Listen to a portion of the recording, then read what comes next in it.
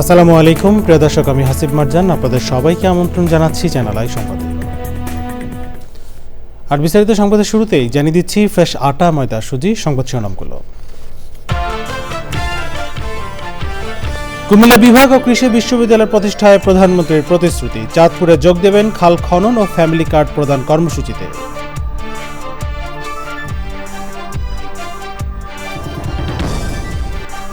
দেশে হামের প্রাদুর্ভাব কমলেও হাম পরবর্তী জটিলতায় বড় চ্যালেঞ্জ বলছেন চিকিৎসকরা। নিয়মিত টিকাদানে আক্রান্ত আরও কমার আশা। এবং রাজধানী ভাড়াবাসাতেই রঙিন মাছ চাষের সফল উদ্যোগ। সরকারি সহায়তা পেলে বছরে শত কোটি টাকার বৈদেশিক মুদ্রা অর্জনে বিনিয়োগকারীদের প্রত্যাশা।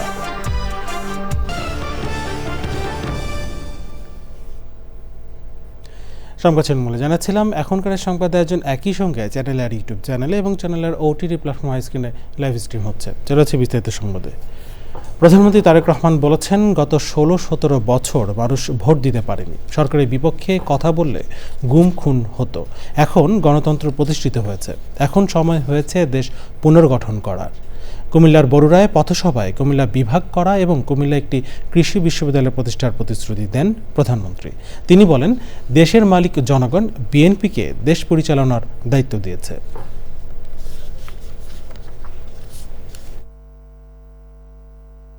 দেশের মানুষকে আমরা বলেছিলাম আমরা মা বোনদের হাতে ফ্যামিলি কার্ড পৌঁছে দেব, সেটাও তো শুরু হয়েছে নাকি?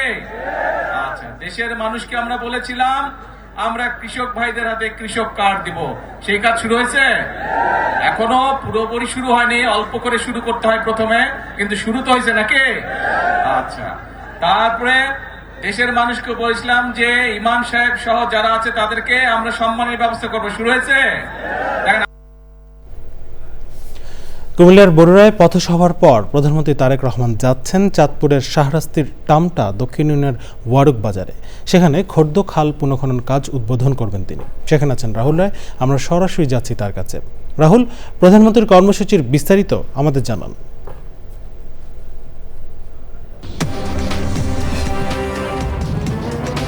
হাসিব, আপনাকে ধন্যবাদ। আমি লাইভটি শুরু করার আগেই আমরা প্রধানমন্ত্রীর বক্তব্য শুনছিলাম, যেটি কুমিল্লার বরুড়ায় তিনি বক্তব্য দিয়েছেন, সেটি দর্শকরা নিশ্চয়ই শুনেছেন। আমরা দেখেছি যে প্রধানমন্ত্রী সারা দেশব্যাপী যে সফর করছেন, সেই সফরগুলোতে যেই অঞ্চলে যাচ্ছেন সেই অঞ্চলে তিনি তার যে নির্বাচনী প্রতিশ্রুতি, ফ্যামিলি কার্ড, খাল খনন, কৃষক কার্ড, এই ধরনের কর্মসূচি যেমন তিনি উদ্বোধন করছেন, শুরু করছেন, একই সঙ্গে কিন্তু সেই অঞ্চলের স্থানীয় মানুষের, সেই অঞ্চলের সাধারণ মানুষের যে দাবি দাওয়া, সেগুলোও কিন্তু পূরণ করছেন এবং বিভিন্ন উন্নয়ন কর্মকাণ্ডে অংশ নিচ্ছেন। কুমিল্লায় আমরা দেখলাম যে কুমিল্লার মানুষের দীর্ঘদিনের দাবি যে তারা একটি কুমিল্লাকে বিভাগ হিসেবে দেখতে চায়, সেটি কিন্তু তিনি বলেছেন যে এটি জনগণের দাবি হলে তিনি করবেন। কৃষি বিশ্ববিদ্যালয়ের কথা বলেছেন। একই সঙ্গে তিনি যে নির্বাচনী প্রতিশ্রুতিগুলো দিয়েছেন সেগুলো শুরু হয়েছে এবং সবগুলো প্রতিশ্রুতি তিনি পূরণ করবেন, সেই ব্যাপারেও আশ্বস্ত করেছেন। সেখান থেকে তিনি চলে আসবেন এই চাঁদপুরে কদ্দু খাল, সেই কদ্দু খালটি তিনি পুনঃখনন করবেন। আমরা এর আগেও দেখেছি দিনাজপুরে, বগুড়া সহ বেশ কয়েকটি জায়গায় তিনি কিন্তু যে খাল পুনঃখননের কর্মসূচি শুরু করেছেন। আমরা দেখেছি যে তার বাবা বিএনপির প্রতিষ্ঠাতা সাবেক রাষ্ট্রপতি জিয়াউর রহমান যেই খালগুলো খনন করেছিলেন সেগুলোই তিনি আবার পুনঃখনন করছেন এবং আমরা যতদূর জানতে পেরেছি যে এই খালটিও বিএনপির প্রতিষ্ঠাতা এবং সাবেক রাষ্ট্রপতি জিয়াউর রহমান পুনঃখনন করেছিলেন। আমরা এখানে দেখছি যে এখানে বিপুল সংখ্যক মানুষ এসেছেন, সাধারণ মানুষ এখানে এসেছেন। আপনি নিশ্চয়ই খালটি দেখতে পাচ্ছেন যে এই খালটি তিনি পুনঃখনন করবেন এবং আমরা যদি সংক্ষেপে এই বগুড়ায় তার কর্মসূচির কথা বলি, এখান থেকে তিনি চলে যাবেন এই নিকটবর্তী আরেকটি জায়গায়, সেখানেও তিনি খাল পুনঃখননের একটি কর্মসূচি শুরু করবেন। সেখান থেকে তিনি বগুড়া সার্কিট হাউসে কিছুক্ষণ, চাঁদপুর সার্কিট হাউসে কিছুক্ষণ বিশ্রাম নিয়ে তিনি চলে যাবেন চাঁদপুরের কলেজ মাঠে, সেখানে ফ্যামিলি কার্ড বিতরণ একটি কর্মসূচি রয়েছে। সেই ফ্যামিলি কার্ড বিতরণের কর্মসূচি উদ্বোধন করবেন, একই সঙ্গে সেখানে একটি সুধী সমাবেশে তিনি বক্তব্য রাখবেন। তো বলা যায় যে আসলে দিনভর কর্মসূচি। আমরা এর আগের কর্মসূচিগুলোতেও দেখেছি যে তিনি কিন্তু একদম দিনভর বিভিন্ন কর্মসূচিতে অংশ নেন। আজকেও তাই। এই মুহূর্তে এখানকার মানুষ সহ যারা আমরা রয়েছি সবাই অপেক্ষা করছি যে কখন প্রধানমন্ত্রী আসবেন এবং এখানকার খাল যে পুনর্খনন সেটি তিনি উদ্বোধন করবেন, এবং উদ্বোধন করার পরে নিশ্চয়ই এখানকার সাধারণ মানুষ, যারা স্থানীয় মানুষ আছে, তাদের উদ্দেশ্যে কিছু কথাও বলবেন। হাসিফ, রাহুল, আপনাকে ধন্যবাদ। আমরা পরবর্তীতে নিশ্চয়ই নিয়ে আরও তথ্য জানবো আপনার কাছ থেকে। চাঁদপুরের শাহরাস্তি থেকে জানাচ্ছিলেন রাহুল রায়। দেশ জুড়ে হামের প্রাদুর্ভাব কমে আসছে বলে জানিয়েছেন চিকিৎসকরা। তবে তারা বলছেন হাম পরবর্তী জটিলতা নিয়ে ভর্তি হওয়া শিশুদের চিকিৎসা নিশ্চিত করা বড় চ্যালেঞ্জ। টিকাদান কর্মসূচি অব্যাহত থাকায় আগামী 1 মাস পর আক্রান্তের সংখ্যা কমে যাবে বলে আশা চিকিৎসকদের। তারা জানাচ্ছেন মাজহারুল হক মান্না। রাজধানীর সংক্রামক ব্যাধি হাসপাতাল এবং দেশের বিভিন্ন জেলা উপজেলা স্বাস্থ্য কমপ্লেক্সে তিল ধরনের ঠাঁই নেই। জ্বর, শরীর জুড়ে লালচে র্যাশ আর শ্বাসকষ্ট নিয়ে প্রতিদিন হাসপাতালে আসছে শত শত শিশু।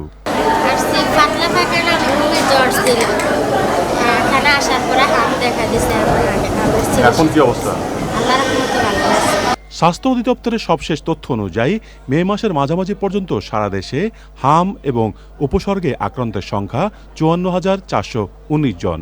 এর মধ্যে মৃত্যু হয়েছে ৪৩৯ শিশুর, যার বড় অংশই মারা গেছে হামের কারণে সৃষ্ট তীব্র নিউমোনিয়া ও শ্বাসতন্ত্র বিকল হয়ে। স্বাস্থ্য বিশেষজ্ঞরা বলছেন ২০২৪ ও ২০২৫ সালে রুটিন টিকাদানে ঘাটতি এবং টিকার সরবরাহের সমস্যার কারণে শিশুদের একটি বড় অংশ হামের ডোজ থেকে বঞ্চিত হয়। এখন নতুন আক্রান্ত হার খুবই কম। কালকে আমাদের মাত্র 6টা ভর্তি হয়েছে, আগে তো 30টা 40টা পর্যন্ত ভর্তি হতো। কিন্তু এখন যেগুলি ভর্তি হচ্ছে এগুলি কিন্তু ম্যাক্সিমামই জটিলতা নিয়ে আসতেছে। মানে হামের যে জটিলতাগুলো হয়, বিশেষ করে pneumonia, diarrhoea, encephalitis, meningitis, sepsis, হ্যাঁ, এইগুলি নিয়ে, খিচুড়ি যেগুলা, এইগুলি নিয়ে আসতেছে। এটা কিন্তু আমাদের জন্য একটা বড় সমস্যা, কারণ এগুলি দেখা যায় যে সাধারণ পেটে চিকিৎসা করা খুব টাফ হয়ে যাচ্ছে। হাম থেকে সুস্থ হওয়ার পর 4 থেকে 6 সপ্তাহ স্বাস্থ্যবিধি মেনে চলার পরামর্শ দিয়েছেন চিকিৎসকরা। আমরা আশা করতেছি যে যেগুলি অলরেডি মিজলস হয়েছে, এগুলোর জটিলতাগুলো আসে সাধারণত 1 সপ্তাহ 2 সপ্তাহ পরে, সেই জটিল আকার ধারণ করিয়ে আসতেছে। নতুন আক্রান্তের হার কম। আমরা আশা করতেছি যে নতুন আক্রান্ত হার যে হারে কমে যাচ্ছে আগামী 1 মাস বা 15 দিনের মধ্যে। হাম নিয়ে রাজধানীতে এক সংবাদ সম্মেলনে পরিস্থিতি উন্নয়নে সরকারের কাছে 15 দফা দাবি তুলে ধরেছে doctors for health and environment. হামের প্রাদুর্ভাবের জন্য দায়ীদের বিচারের দাবিতে প্রেস ক্লাবের সামনে মানববন্ধন করেছে বাংলাদেশের workers party. Mazharul Haque Manna, channel I, Dhaka. শরীয়তপুরের চন্দ্রপুরে স্ত্রীর বিরুদ্ধে স্বামীকে হত্যার অভিযোগ উঠেছে। এ ঘটনায় অভিযুক্ত আসমা আক্তারকে আটক করেছে পুলিশ। জিজ্ঞাসাবাদে আটক আসমা আক্তারের বক্তব্যের বরাত দিয়ে পুলিশ জানিয়েছে, পারিবারিক কলহের জের ধরে মঙ্গলবার রাতে কথা কাটাকাটির এক পর্যায়ে জিয়াকে রড দিয়ে আঘাত করে হত্যা করেন আসমা। এরপর মরদেহ কয়েক টুকরো করে হাড় মাংস আলাদা করে কিছু অংশ বস্তায় ভরে শুক্রবার সন্ধ্যায় আটং এলাকার বৃক্ষতলা এলাকায় ফেলে দেন। আরও কিছু অংশ শহরের পালং এলাকায় এক বাসের ফ্রিজে রাখতে গেলে দুর্গন্ধ ছড়িয়ে পড়ে। এক পর্যায়ে জরুরি সেবা 999-এর মাধ্যমে বিষয়টি পুলিশকে জানান স্থানীয়রা।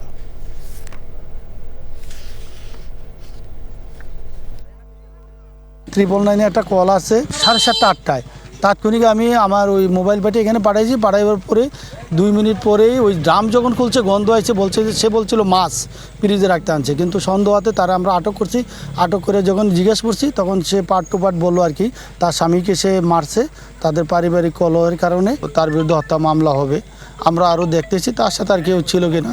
সে আসলে যে বক্তব্যগুলো আবার দিছে, যেভাবে দিছে আমরা সেভাবে তার অনুসারে পার্ট টু পার্ট সব জায়গায় পাইছি, সততা তার পাওয়া যাচ্ছে আর কি। বাংলাদেশে রিয়েল এস্টেট মার্কেট কত দ্রুত বাড়ছে, চাইতাম দেশে ইনভেস্ট করতে, কিন্তু আমেরিকান সিটিজেন হয়ে বাংলাদেশে ফাইন্যান্সিং পাওয়াটা কঠিন। আপনারা যারা দেশকে ভালোবাসেন, দেশে ইনভেস্ট করতে চান, framework finance is the right choice. প্রবাস থেকে নিশ্চিন্তে বাড়ি কিনুন দেশে। এই প্রথম আপনার ইউএসএ ক্রেডিট কোয়ালিফিকেশন দিয়ে বাংলাদেশে ফাইন্যান্স করতে পারবেন আপনার স্বপ্নের ফ্ল্যাট। Framework finance. বাংলাদেশে গত এক দশকে শৌখিন মাছ চাষে ঘটে গেছে এক নীরব বিপ্লব। শখ থেকে শুরু হলেও এখন এটি দাঁড়িয়েছে কয়েকশো কোটি টাকার শিল্পে। একসময় চাহিদার প্রায় পুরোটাই আমদানি নির্ভর থাকলেও এখন স্থানীয় উদ্যোক্তারাই মেটাচ্ছেন সিংহভাগ চাহিদা। রাজধানীর এলিফ্যান্ট রোডে উদ্যোক্তা হাবিব রেজা ভাড়া বাসাতেই নিয়েছেন রঙিন মাছ উৎপাদনের সফল উদ্যোগ। বিস্তারিত জানাচ্ছেন শেখ সিরাজ। ঘর বা অফিসের এক কোণে ছোট্ট এক টুকরো রঙিন জগৎ, যেখানে পানির স্বচ্ছতায় খেলা করে বর্ণিল সব প্রাণ। জীবন আর রঙের এই মেলবন্ধন নিমিষেই প্রফুল্ল করে যে কারো মন। এই শখকে বাণিজ্যিক কার্যক্রমে রূপ দিয়েছেন রাজধানীর এলিফ্যান্ট রোডের উদ্যোক্তা হাবিব রেজা। আমার বাবা আমাকে একটা অ্যাকুরিয়াম করে দিয়েছিলেন। আচ্ছা, এরপর একবার বাচ্চা হলো অটোমেটিক্যালি। আমি এটা সেল করে যে টাকা পাইছিলাম, আচ্ছা, আমাদের অ্যাকুরিয়ামের খরচ উঠেও আরো অনেক বেশি ছিল। তো ওইখান থেকে বেসিক্যালি আর কি চলে আসলে। হ্যাঁ, চলে আসলে। বাংলাদেশে শৌখিন মাছের আকার দাঁড়িয়েছে প্রায় 500 থেকে 800 কোটি টাকার। একসময় 80 থেকে 90% মাছ আমদানি হলেও বর্তমানে দেশি চাষিরাই মেটাচ্ছেন প্রায় 70% চাহিদা। শুধু মাছ নয়, বাজার বাড়ছে অ্যাকুরিয়াম সামগ্রী এবং সাজসজ্জার উপকরণেরও। একটা স্টুডেন্ট মিনিমাম কটা এরকম কাচের জারে এই ধরনের কর্মকাণ্ড করলে তার নিজের আয়টা নিজে দিয়েই চলতে পারবে, পড়াশোনার কাজ চলতে পারবে। 10 থেকে 12টা ট্যাঙ্ক যদি কেউ করে, তাহলে প্রতিটা ট্যাঙ্ক মাসে 1000 করে দিবে তাকে। ইনভেস্টমেন্ট কত হবে মিনিমাম? কমপক্ষে আপনার 70 থেকে 80,000 টাকা লেগে যাবে। অনেক যুব সমাজ এডিকশনের সাথে জড়ায় যাচ্ছে, কিন্তু আমরা দেখি এটার সাথে যারা আছে, আমি এমন একজনকেও পাইনি যে বাজে কোনো নেশার সাথে আছে। সরকারি যারা কর্মকর্তা আছেন দায়িত্বশীল, তাদের সাথে আমাদের কানেক্ট হওয়াটা জরুরি যে কিভাবে এটাকে আগায় নেওয়া যায়। বিশ্ববাজারে অ্যাকুরিয়াম মাছ এখন $1 বিলিয়ন শিল্প। বুঝে শুনে প্রস্তুতি আর সরকারি সহায়তা নিশ্চিত করা গেলে বছরে 100 কোটি টাকার বৈদেশিক মুদ্রা অর্জন করা সম্ভব এই খাত থেকেই। নান্দনিক এই উদ্যোগগুলো তরুণদের মনের শক্তি বাড়াচ্ছে, একই সাথে বিকশিত হচ্ছে আমাদের এই শিল্প। সংশ্লিষ্টরা বলছেন এক্ষেত্রে সরকারের ভূমিকা খুব প্রয়োজন, তাহলে এই শিল্পটাকে আরও অনেক বড় করা সম্ভব। ঢাকায় এলিফ্যান্ট রোড থেকে শেখ সিরাজ। এ নিয়ে বিস্তারিত প্রতিবেদন প্রচার হবে আজ রাত 9টার সংবাদের পর হৃদয়ে মাটি ও মানুষ অনুষ্ঠানে। বাংলাদেশের কালোমানিক খ্যাত বিশুদ্ধ ব্ল্যাক বেঙ্গল ছাগলের কৃত্রিম প্রজননের উদ্যোগ নিয়েছে সরকার। এই উদ্যোগ ব্ল্যাক বেঙ্গল ছাগলের বিশুদ্ধতা রক্ষা করবে বলে আশা করছে প্রাণী সম্পদ অধিদপ্তর। পাশাপাশি ভেড়ার কৃত্রিম প্রজনন ও জাত সম্প্রসারণ করে প্রান্তিক পর্যায়ে দারিদ্র্য নিরসন সম্ভব বলে মনে করেন বিশেষজ্ঞরা। আরও জানাচ্ছেন তাফিমুল ইসলাম। বাংলাদেশের আবহাওয়া আর সবুজ প্রকৃতির সাথে মিশে থাকা ব্ল্যাক বেঙ্গল ছাগল, যার চামড়া আর মাংস বিশ্ববিখ্যাত। 2001 সালে সাবেক প্রধানমন্ত্রী বেগম খালেদা জিয়ার আমলে ছাগল পালন বিষয়ে যে বিশেষ প্রকল্প সূচনা হয়েছিল, কালের পরিক্রমায় তা বিশুদ্ধ জাতের ব্ল্যাক বেঙ্গল ছাগল সংরক্ষণ প্রকল্পে রূপ নিয়েছে। কিন্তু বর্তমান সময়ে ব্ল্যাক বেঙ্গল ছাগলের জাতের বিশুদ্ধতা রক্ষা করা এক বড় চ্যালেঞ্জ হয়ে দাঁড়িয়েছে। এজন্য সংকরায়ন ও আন্তঃপ্রজনন রোধে সরকারি পর্যায়ে নেওয়া হয়েছে নতুন উদ্যোগ। প্রজেক্টের মাধ্যমে কৃত্রিম প্রজনন কার্যক্রমটা আমরা ছড়ায় দিতে চাই, এটাকে পপুলার করতে চাই। যেমনটি আমরা গাভী এবং মহিষের ক্ষেত্রে করেছি, যে ছাগলে বা ভেড়াতেও যে কৃত্রিম প্রজনন হয়, এর মাধ্যমেও যে ছাগল ভেড়ার সঙ্গে বৃদ্ধি পাবে, এটা আমরা পপুলার করতে চাই। এটা প্রাণীর সম্বন্ধে অন্যতম একটা উদ্দেশ্য বলতে পারেন এই প্রজেক্টের মাধ্যমে। বর্তমান সময়ে এই প্রকল্পের মূল লক্ষ্য কেবল সংখ্যা বাড়ানো নয়, বরং ব্ল্যাক বেঙ্গলের জেনেটিক কোড বা বিশুদ্ধতা ধরে রাখা। এটাকে অনেক খাবার দিতে হয় না, চড়ে বেড়ে খায়, এবং যারা ছাগল পালন করে ব্ল্যাক বেঙ্গল ছাগল, তারা বিশেষ লেভেলের লোকজনই পালে, এবং এরা কিন্তু আর্থিকভাবে বেনিফিট হবে। এবং ব্ল্যাক বেঙ্গল ছাগলের মাংসটা কিন্তু সুস্বাদু মাংস, চামড়াটা এক্সপেন্সিভ চামড়া, তাদের পালনটা সহজ। তাদের সব মিলে খামারিরা যারা রয়েছে, আমাদের বিধবা মহিলা বা আর্থিকভাবে অসচ্ছল মহিলা, এই ধরনের খামারি যারা রয়েছে, তাদের কিন্তু আমরা সিলেকশন করেছি। তারা রিহ্যাবিলিট হবে, রিহ্যাবিলিট হলে তারা স্বাবলম্বী হবে, এবং স্বাবলম্বী হতে পারলে বাংলাদেশের অর্থনীতিতে তাদের অবদান থাকবে। সঠিক তদারকি আর বিজ্ঞানসম্মত প্রজনন ব্যবস্থা নিশ্চিত করা গেলে ব্ল্যাক বেঙ্গল ছাগল হতে পারে দেশের অর্থনীতির অন্যতম স্তম্ভ। তবে এর জন্য কেবল সরকারি প্রকল্প নয়, খামারিদেরও সচেতন হওয়া প্রয়োজন বলে মনে করেন প্রকল্প সংশ্লিষ্টরা। তাফিমুল ইসলাম, চ্যানেল আই, ঢাকা। শুধু বিমান ভাড়া কমানো নয়, সৌদি আরবে হাজিদের সব ট্যাক্স বাতিল এবং মধ্যস্বত্বভোগীদের বাদ দিতে পারলে হজের খরচ প্রায় অর্ধেকে নামিয়ে আনা সম্ভব। 2026-এর হজ কার্যক্রম নিয়ে সংবাদ সম্মেলনে একথা বলেছেন বেসরকারি হজ এজেন্টদের সংগঠন হাবে নেতারা। হাবের বক্তব্যের সাথে একমত ঢাকা হজ অফিস। চকর মালিথার রিপোর্ট। ইনশাআল্লাহ আমাদের চেষ্টা থাকবে যে আগামী বছর আমরা যাতে আরো খরচটা কমাতে পারি, যাতে আগামী বছর হয়তো আপনাদের কাছে কেউ তো যাবেন, আরো অনেক হাজি যাবেন, তাদেরকে যাতে আরো কম খরচে আমরা হজে পাঠানোর ব্যবস্থা করতে পারি, সেই তৌফিকও যাতে আল্লাহ আমাদেরকে দেন। হজ ফ্লাইট উদ্বোধনের পর হজের ব্যয় কমানো নিয়ে প্রধানমন্ত্রীর এমন বক্তব্যের পর আগামীতে হজে যেতে ইচ্ছুকদের মনে আশার সঞ্চার হয়েছে। শনিবার হজ ক্যাম্পে বেসরকারি হজ এজেন্টদের সংগঠন হাবের সংবাদ সম্মেলনে সংগঠনের নেতারা হজের খরচ কমানোর ব্যাপারে তাদের মতামত তুলে ধরেন। আমাদের মাননীয় প্রধানমন্ত্রী বলেছেন, বিমানমন্ত্রী বলেছেন, এখানে বিমান পার্টি যৌক্তিক পর্যায়ে এনে হজ যাত্রীদের খরচটা, প্যাকেজ মূল্যটা আরও সহনীয় করার চেষ্টা করবেন। সৌদি আরবে আমরা হজ যাত্রীদের যত রকমের খরচ করে থাকি, প্রত্যেকটি খরচের জন্য 60-70% ট্যাক্স আমাদেরকে দিতে হয়।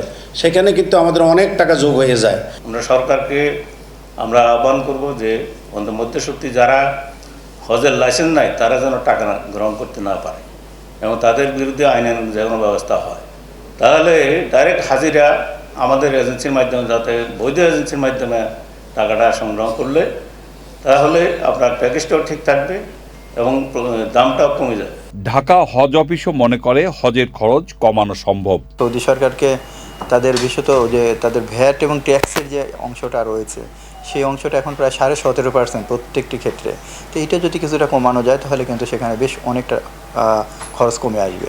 বাংলাদেশের ক্ষেত্রে প্লেন ফেয়ারটাই আসলে মূল খরচ, সুতরাং প্লেন ফেয়ারটা যদি কমে যায় তাহলে বাংলাদেশ পর্বের খরচ কিন্তু অনেকটা কমে আসে। চাঁদ দেখা সাপেক্ষে এবছর হজ 26শে মে মঙ্গলবার, সৌদি আরবে ঈদুল আজহা 27শে মে বুধবার, আর বাংলাদেশে ঈদুল আজহা উদযাপন করা হবে 28শে মে বৃহস্পতিবার। চকর মালিথা, চ্যানেল আই, ঢাকা। এবারে রয়েছে ফিফা ওয়ার্ল্ড কাপ 2026 প্রসঙ্গ।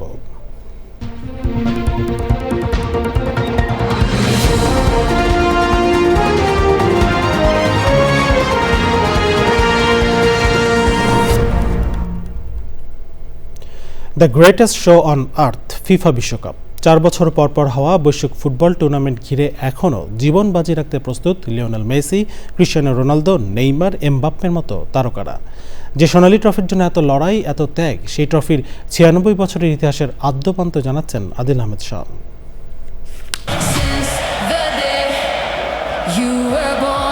বিশ্বকাপ ফুটবল মানেই উন্মাদনা, তবে রেকর্ড 48 দেশের 104টি ম্যাচ ও রেকর্ড ব্যয়ের 2026 আসরকে ঘিরে থাকছে বাড়তি উত্তেজনা। অংশগ্রহণকারী দেশগুলো ছাড়াও বিশ্বের সব ভক্ত ফুটবলের শৈলী ও রোমাঞ্চ দেখতে রাতের পর রাত জেগে থাকতে প্রস্তুত। আর মাঠের লড়াইয়ে এই ট্রফির জন্য বুনো লড়াইয়ে মাতে অংশগ্রহণকারী দলগুলো। বিশ্ব পরিভ্রমণের অংশ হিসেবে বাংলাদেশের অনেকেই কাছ থেকে ট্রফি দেখার সুযোগ পেয়েছেন ফিফার সৌজন্যে। তবে এই ট্রফির সঙ্গেও যুক্ত আছে আবেগীয় একাধিক ট্র্যাজেডির ইতিহাস। বর্তমান সোনালী বলের ট্রফির আকৃতি 1970 সালের আগ পর্যন্ত ছিল গ্রিসের বিজয়ের দেবী নিকের আদলে তৈরি, যা 1946 সালে তৎকালীন ফিফা প্রেসিডেন্টের নাম অনুসারে নামকরণ হয় জুলেরিমে। তবে ট্রফির ভাগ্য বিজয়ীদের মতো উল্লাসিত নয়, বরং করুণ। দ্বিতীয় বিশ্বযুদ্ধের সময় 3.8 কেজি ওজনের লাপিস লাজুলির ভিতের নান্দনিক শৈল্পিক ট্রফিটি নাৎসি বাহিনীর হাত থেকে রক্ষা করতে ফিফার সহসভাপতি অটোরিনো বারাসি ইতালির নিজ বাসায় লুকিয়ে রাখেন জুতার বাক্সে। পরে সেটা উদ্ধার হলেও 1966 সালে আবারও চুরি হয় ইংল্যান্ডের মিউজিয়ামে প্রদর্শনীর সময়। শেষ পর্যন্ত পিকলস নামে একটি কুকুর লন্ডনের এক বাগান থেকে সেটা উদ্ধার করলে মান বাঁচে ইংরেজ জাতির। তবে গ্রিক পুরাণের মিথ যেমন বাতাসে মিলিয়ে যায়, তেমনি 1983 সালে সেই ট্রফিটিকে আর জনসম্মুখে দেখেনি কেউ। টানা 3 বার বিশ্বকাপ জিতে নিজেদের করে নেয়া ব্রাজিলের সেই জুলেরিমে ট্রফিটি চুরি হয় তাদেরই কনফেডারেশনের অফিস থেকে, যা 43 বছরেও উদ্ধার হয়নি। তবে এই ঘটনার আগেই নতুন ট্রফি খুঁজে নেয় ফিফা। 1974 সালে বিশ্বকাপের জন্য সেরা 7 দেশের ভাস্করদের 53টি ডিজাইন থেকে বেছে নেওয়া হয় সিলভিও গেজ্জানিগার ট্রফিটিকে। 18 ক্যারেটের সোনা দিয়ে 36.8 সেন্টিমিটার উচ্চতার ট্রফিটির ওজন 6 কেজি 175 গ্রাম, যার বর্তমান বাজার মূল্য প্রায় 20 মিলিয়ন মার্কিন ডলার, যা বাংলাদেশি মুদ্রায় 245 কোটি টাকারও বেশি। এটি বিশ্বের সবচেয়ে দামি ট্রফি। বর্তমান বিশ্বকাপের ফাইনালের পর উল্লাসের জন্য ট্রফি দেওয়া হয় বিজয়ী দলকে। নিরাপত্তার খাতিরে পরে মূল ট্রফি ঠাঁই হয় ফিফার সদর দপ্তর সুইজারল্যান্ডের জুরিখে। এর বদলে গোল্ড প্লেটেড রেপ্লিকা পায় বিশ্বকাপ জয়ীরা। কিন্তু মূল ট্রফিতে বিজয়ী দলের নাম লেখার জায়গাও শেষ হয়ে আসছে। 2038 সাল পর্যন্ত ট্রফিটি নাম লেখার জন্য ব্যবহার করা যাবে। তাই 2042 সালের জন্য হয়তো নতুন ট্রফি খুঁজতে হতে পারে বিশ্ব ফুটবলের নিয়ন্ত্রক সংস্থা ফিফাকে। আদিল আহমেদ শান, স্পোর্টস ডেস্ক, চ্যানেল আই। প্রধানমন্ত্রীর অর্থ পরিকল্পনা উপদেষ্টা অধ্যাপক ডক্টর রাশেদ আল মাহমুদ তিতুমির বলেছেন, বিনিয়োগ ও কর্মসংস্থান বাড়ানোর উপযোগী বাজেট দেওয়া হবে। রাজধানীতে আসন্ন বাজেটে মূল্যস্ফীতি নিয়ন্ত্রণের চ্যালেঞ্জ নিয়ে প্রাক বাজেট ছায়া সংসদে প্রধান অতিথির বক্তব্যে তিনি আরও বলেন, এমন উদ্যোগ নেওয়া হচ্ছে যাতে 2030 সালের মধ্যে মোট জিডিপির 10% আসবে কর থেকে। Debate for democracy chairman Hasan Ahmed Chowdhury কিরণের সভাপতিত্বে ছায়া সংসদ বিতর্ক প্রতিযোগিতায় প্রস্তাবের বিপক্ষে যুক্তি উপস্থাপন করে জয়ী হয়েছে জাতীয় বস্ত্র প্রকৌশল ও গবেষণা ইনস্টিটিউট নিটার ঢাকা। বিতর্কের পক্ষে ছিলেন মাওলানা ভাসানী বিজ্ঞান ও প্রযুক্তি বিশ্ববিদ্যালয় টাঙ্গাইলের শিক্ষার্থীরা।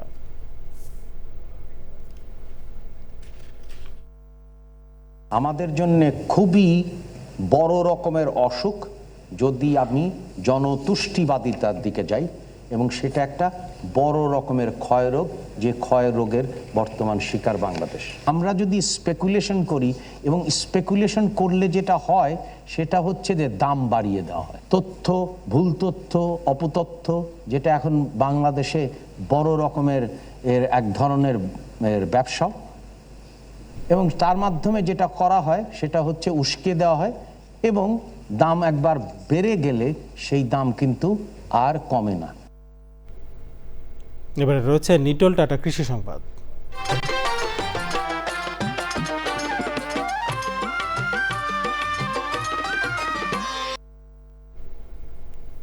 আগাম জাতের আমের জন্য দেশের অন্যতম পরিচিত জেলা সাতক্ষীরা। গত 5 বছরে এ জেলায় আমের উৎপাদন প্রায় দ্বিগুণ বেড়েছে। মৌসুমের প্রথমে আমবাজারে আসায় দিন দিন বাড়ছে এর চাহিদা। সাতক্ষীরা থেকে আবুল কালাম আজাদের পাঠানো তথ্য ভিডিওচিত্রে জহির মুন্নার রিপোর্ট। 2021 সালে সাতক্ষীরায় আম উৎপাদনের লক্ষ্যমাত্রা ছিল 40,000 মেট্রিক টন। 2026 সালে তা বেড়ে দাঁড়িয়েছে 70,900 মেট্রিক টনে। কৃষি বিভাগের প্রত্যাশা, অনুকূল আবহাওয়ার কারণে এবার উৎপাদন লক্ষ্যমাত্রাকেও ছাড়িয়ে যাবে। স্বাদ ও মিষ্টতায় ভিন্নতা থাকায় সাতক্ষীরার আমের সুনাম ছড়িয়ে পড়ছে দেশ জুড়ে। বাগানটা করতে আমাদের বাৎসরিক খরচ প্রায় প্রতি বিঘাতে 50,000 টাকা খরচ হয়, এবং আশা করতেছি যদি আবহাওয়া অনুকূলে থাকে এবছর ইনশাল্লাহ প্রায় 6 লাখ টাকা মতো বিক্রি হবে। তবে আমাদের আশা আছে যে এবছর আমরা দেশের চাহিদা মিটাই বাইরেও রপ্তানি করতে পারবো।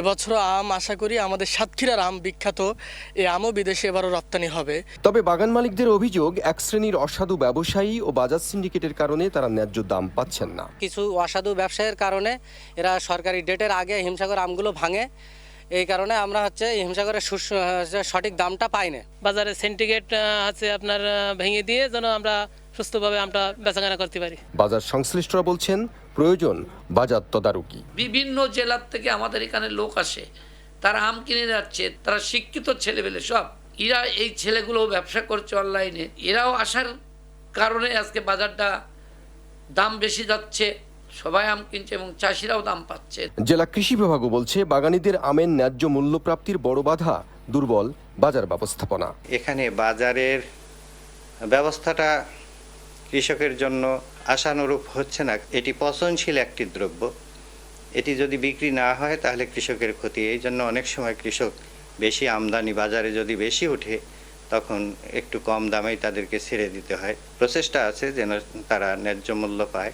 মধ্যস্বত্বভোগীদের নিয়ন্ত্রণ এবং পরিবহন ব্যয় কমানো গেলে এ অঞ্চলের কৃষি অর্থনীতিতে আম আরও বড় ভূমিকা রাখতে পারে। Zahir Munna, channel I. এখন দেখবেন প্রকৃতি সংবাদ।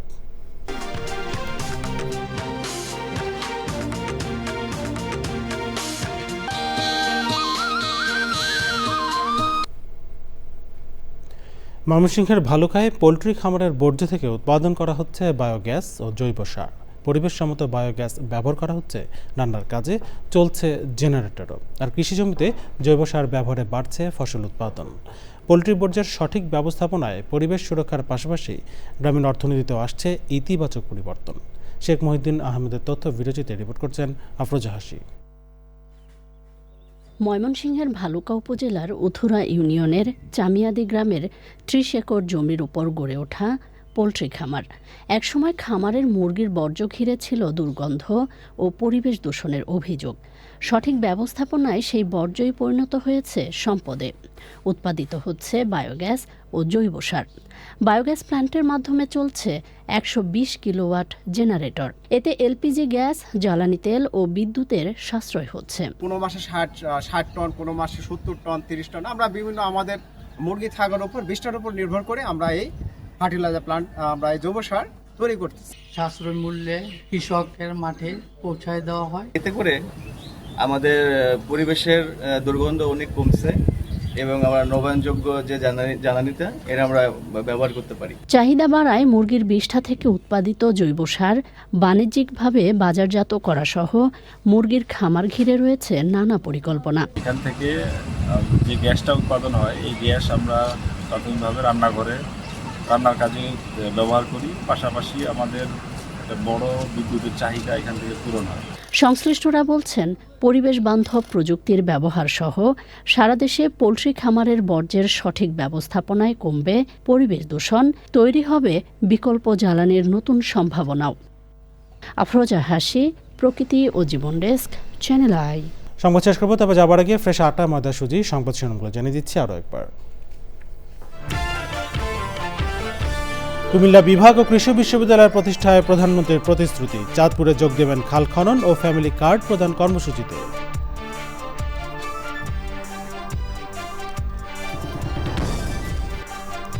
দেশে হামের প্রাদুর্ভাব কমলেও হাম পরবর্তী জটিলতাই বড় চ্যালেঞ্জ বলছেন চিকিৎসকরা। নিয়মিত টিকাদানে আক্রান্ত আরও কমার আশা। এবং রাজধানী ভাড়াবাসাতেই রঙিন মাছ চাষের সফল উদ্যোগ। সরকারি সহায়তা পেলে বছরে শত কোটি টাকার বৈদেশিক মুদ্রা অর্জনে বিনিয়োগকারীদের প্রত্যাশা।